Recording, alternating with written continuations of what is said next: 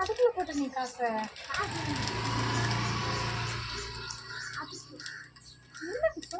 காசு இல்ல